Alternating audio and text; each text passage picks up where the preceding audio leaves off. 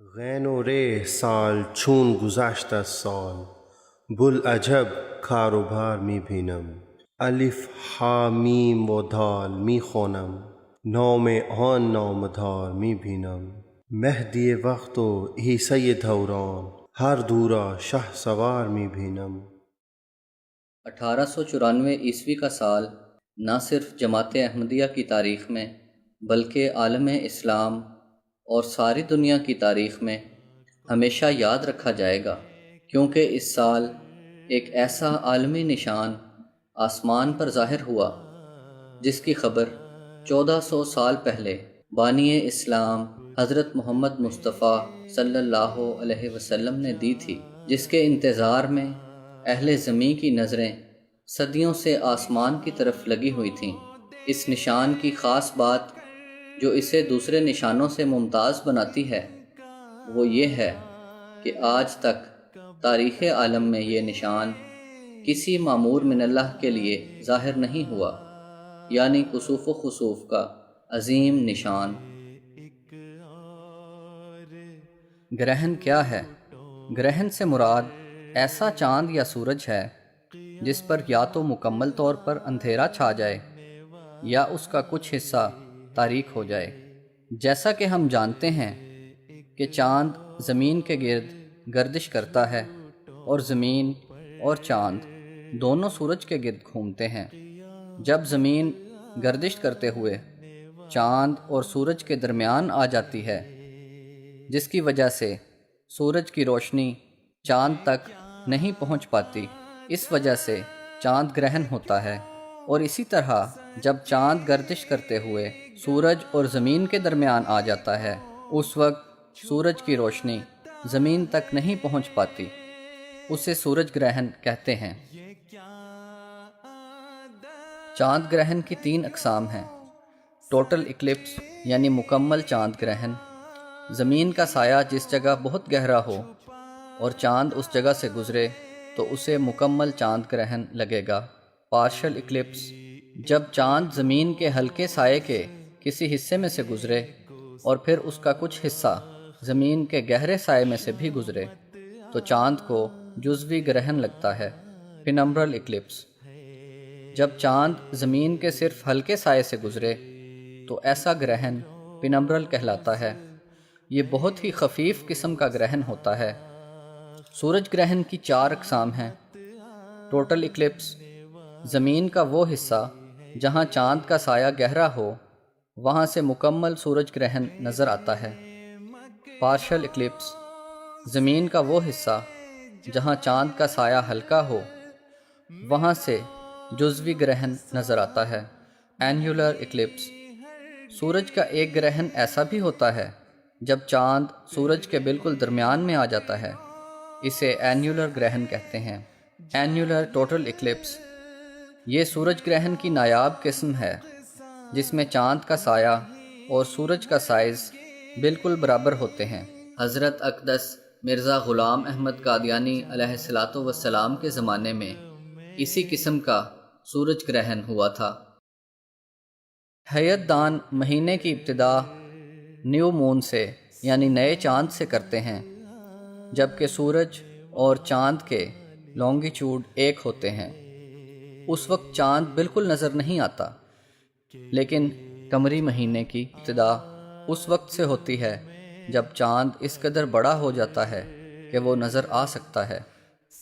اگر ہجری کیلنڈر کو استعمال کیا جائے تو مکمل چاند گرہن قمری مہینے کی 13، 14 یا 15 تاریخ میں سے کسی بھی ایک تاریخ کو ہو سکتا ہے، اور مکمل سورج گرہن قمری مہینے کی 27، 28 یا 29 تاریخ میں سے کسی بھی ایک دن ہو سکتا ہے۔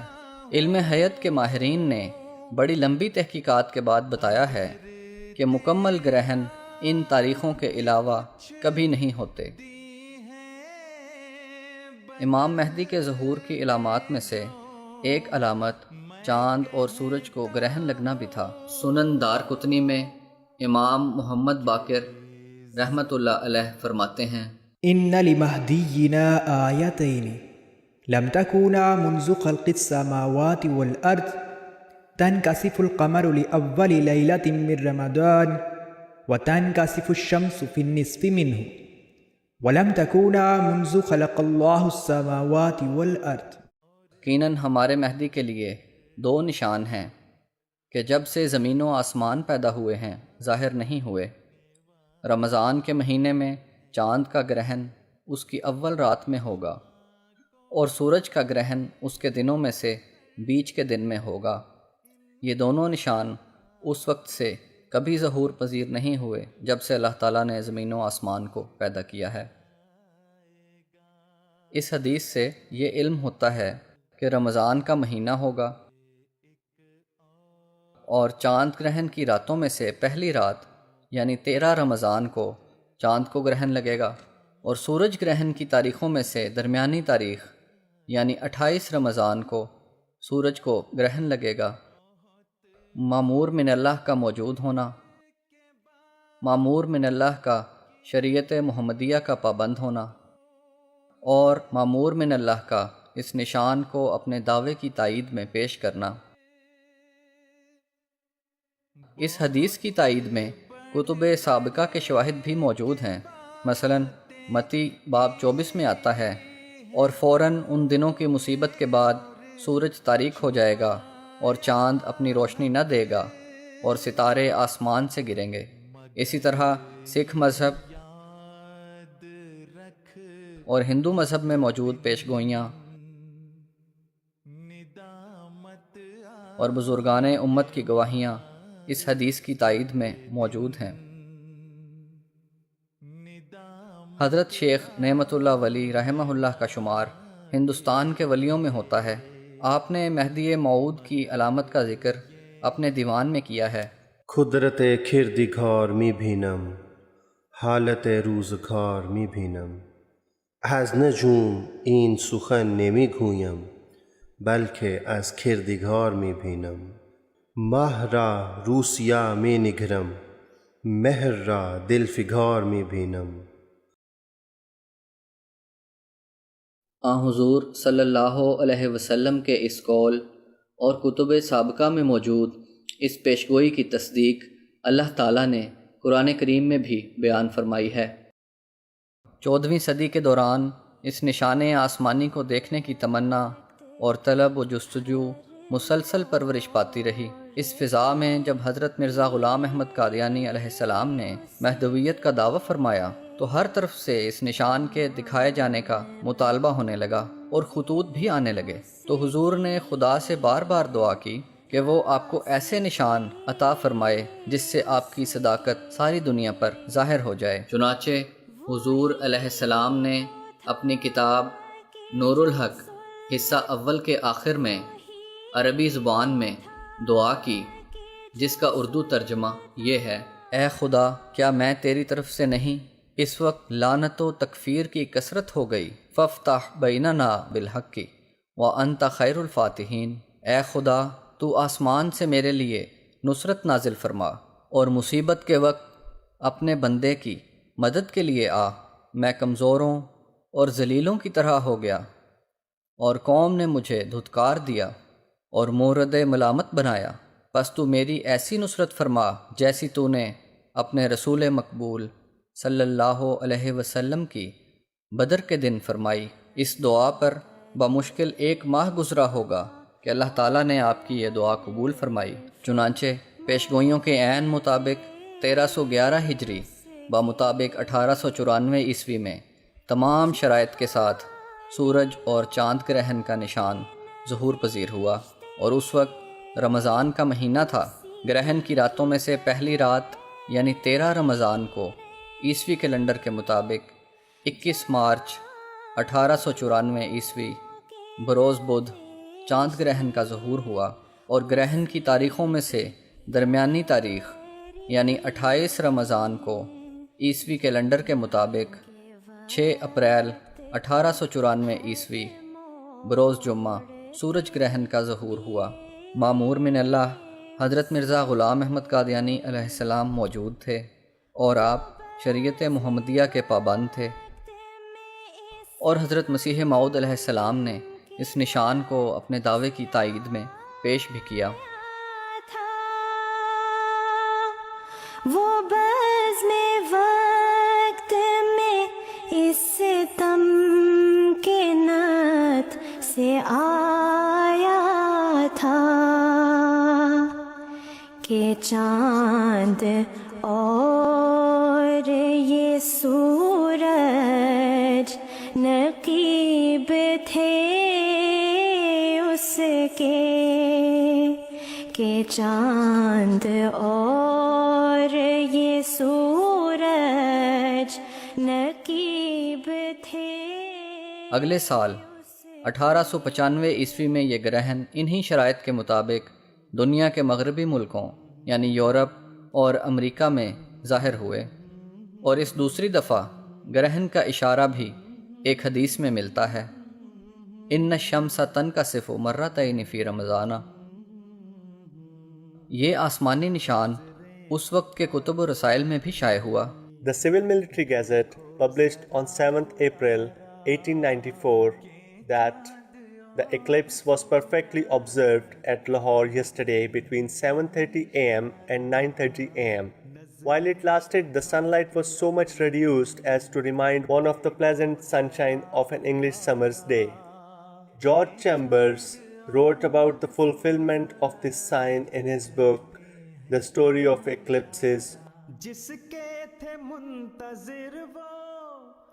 پروفیسر اپولزر نے اپنی کتاب کینن آف ایکلپسز میں صرف نمایاں سورج گرہنوں کا ذکر کیا ہے۔ 1894 کا سورج گرہن کیونکہ نمایاں قسم میں سے تھا، اس لیے اس کے ٹریک کو پروفیسر صاحب نے نقشے کے ذریعے بتایا ہے۔ اس کتاب کے چارٹ 148 میں اس سورج گرہن کا ذکر کیا گیا ہے، اور اس چارٹ میں دیکھا جا سکتا ہے کہ اس سورج گرہن کا راستہ ہندوستان میں سے ہو کر گزرتا ہے جہاں مامور من اللہ موجود تھے۔ جب آن حضور صلی اللہ علیہ وسلم کی یہ پیشگوئی پوری ہوئی تو حضرت مسیح موعود علیہ السلام نے اسے اپنے دعوے کی صداقت کے لیے بطور نشان کے پیش کیا۔ اس کے لیے آپ نے سب سے پہلے عربی زبان میں ایک مفصل رسالہ نور الحق حصہ دوم لکھا۔ اس کے علاوہ آپ نے اپنی مختلف کتب میں اس نشان کا ذکر کیا۔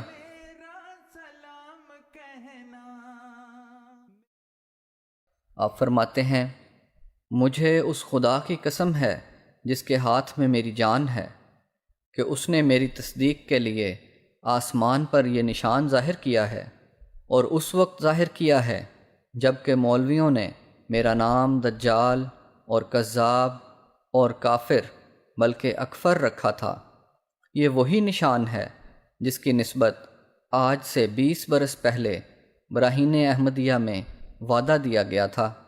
میں خانہ کعبہ میں کھڑا ہو کر قسم کھا سکتا ہوں کہ یہ نشان میری تصدیق کے لیے ہے، نہ کسی ایسے شخص کی تصدیق کے لیے جس کی ابھی تکذیب نہیں ہوئی اور جس پر یہ شور تکفیر اور تکذیب اور تفسیق نہیں پڑا۔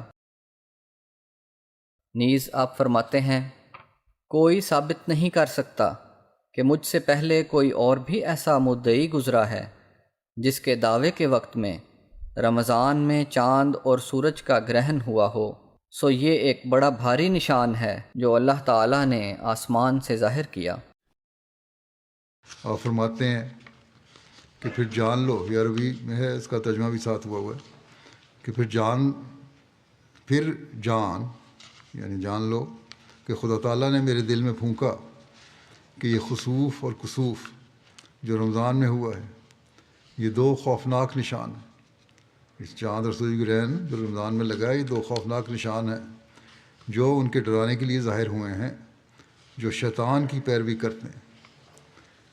ان کو ڈرانے کے لیے ظاہر ہوئے ہیں جو شیطان کی پیروی کرتے ہیں، جنہوں نے ظلم اور بے اعتدالی کو اختیار کر لیا۔ سو خدا تعالیٰ ان دونوں نشانوں کے ساتھ ان کو ڈراتا ہے، اور ہر یک ایسے شخص کو ڈراتا ہے جو حرص و ہوا کا پیرو ہوا اور سچ کو چھوڑا اور جھوٹ بولا اور خدا تعالیٰ کی نافرمانی کی۔ پس خدا تعالیٰ پکارتا ہے کہ اگر وہ گناہ کی معافی چاہیں تو ان کے گناہ بخشے جائیں گے اور فضل اور احسان کو دیکھیں گے، اور اگر نافرمانی کی تو عذاب کا وقت تو آ گیا، اور اس میں ان لوگوں کو ڈرانا بھی مقصود ہے۔ جب یہ عظیم الشان پیشگوئی پوری ہو گئی تو آپ علیہ السلام کے مخالف علماء کو سخت گھبراہٹ ہوئی اور انہوں نے اس حدیث پر اعتراضات کرنا شروع کر دیے۔ اعتراض کیا جاتا ہے کہ سورج اور چاند گرہن پیشگوئی کے مطابق نہیں ہوئے، یعنی چاند گرہن رمضان کی 1 تاریخ کو اور سورج گرہن رمضان کی 15 تاریخ کو ہونا چاہیے تھا۔ اس کا جواب یہ ہے کہ خدا تعالیٰ کا ازل سے یہ قانون جاری ہے کہ چاند گرہن قمری مہینے کی 13، 14 یا 15 تاریخ کو اور سورج گرہن قمری مہینے کی 27، 28 یا 29 تاریخ کے علاوہ کسی اور تاریخ کو نہیں ہوتے۔ دوسرے، اگر چاند کی 1 تاریخ کو گرہن لگے گا تو اسے دیکھے گا کون؟ پہلے دن کا چاند تو نظر ہی آنا مشکل ہے۔ پھر حدیث میں قمر کا لفظ استعمال ہوا ہے، اور تمام اہل عرب جانتے ہیں کہ پہلی 3 رات کے چاند کو ہلال کہا جاتا ہے۔ پھر اعتراض کیا جاتا ہے کہ یہ حدیث ضعیف ہے۔ اس حدیث کو کسی نے ضعیف قرار نہ دیا۔ اب جب یہ پیشگوئی پوری ہو گئی تو حدیث جھوٹی نکل آئی۔ کئی بزرگان امت نے اس حدیث کو بیان کیا ہے۔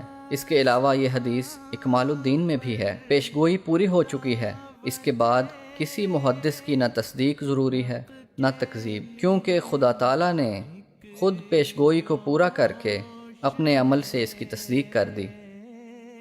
پھر یہ اعتراض کہ رمضان میں گرہن تو ہوتے رہتے ہیں، اس میں کیا خاص بات ہے؟ تو خاص بات یہ ہے کہ یہ نشان آج تک کسی مامور من اللہ کے حق میں ظاہر نہیں ہوا۔ اس رمضان میں بھی چاند گرہن اور سورج گرہن، چاند گرہن لگ چکا ہے اور سورج گرہن لگنا ہے، اور انہی تاریخوں کو لگنا ہے، اور آئندہ بھی ہو سکتا ہے کہ لگتا رہے۔ لیکن جو چاند سورج گرہن حضرت مسیح علیہ السلام کے زمانے میں لگا اور آپ کے دعوے کے بعد لگا، اس کی اپنی اہمیت ہے۔ آپ نے خدا تعالیٰ سے ایک فرقان اور نشان مانگا تھا، اور پھر اللہ تعالیٰ نے نشان دکھلایا۔ بعض احمدی بھی اس دنوں میں چاند اور سورج گرہن جو لگ رہا ہے اسے نشان بتاتے ہیں، یہ اللہ تعالیٰ بہتر جانتا ہے۔ بہرحال اگر نشان سمجھنا بھی ہے تو یہ وہی ایک تسلسل ہے جو اب جاری ہے، جس کا دعویٰ 135-36 سال پہلے ہو چکا ہے۔ لیکن یہ وعدے کر دوں کہ آپ کے زمانے کا گرہن مشرق و مغرب میں لگا تھا، اور اس سال لگنے والا گرہن زیادہ تر مغرب میں لگ رہا ہے۔ اس لیے ہم اس زمانے کے گرہن کو اس وقت کے گرہن سے بہرحال کے برابر اہمیت نہیں دے سکتے، اور یہ لگ بھی تھوڑے حصے میں لگ رہا ہے، یعنی کہ چاند کا سورج کا 25-30% حصہ کور ہوگا۔ حضرت مسیح علیہ السلام کے زمانے میں تو 75 سے 100% تک حصہ یہ گرہن لگا تھا، بلکہ جب شروع ہوا تو حضرت مسیح علیہ السلام کو جب دکھایا گیا تو آپ نے فرمایا کہ ہم نے تو دیکھ لیا ہے، لیکن مخالفین اس کو دیکھ کر کوئی اثر نہیں لیں گے۔ لیکن پھر آہستہ آہستہ وہ بڑھنا شروع ہوا اور سورج گرہن لگ گیا۔ بس 14ویں صدی گزر گئی، لیکن کسی نے یہ نہ سوچا کہ وہ مرد خدا جو اس صدی کی زینت تھا اور جس کا صدیوں سے انتظار کیا جا رہا تھا کہاں ہے، جس کے متعلق حضرت صلی اللہ علیہ وسلم کے سارے اقوال اور دیگر پیشگوئیاں پوری ہوئیں، یہاں تک کہ سورج اور چاند نے بھی آسمان سے گواہی دے دی۔ صوت السماء جاء المسیح جاء المسیح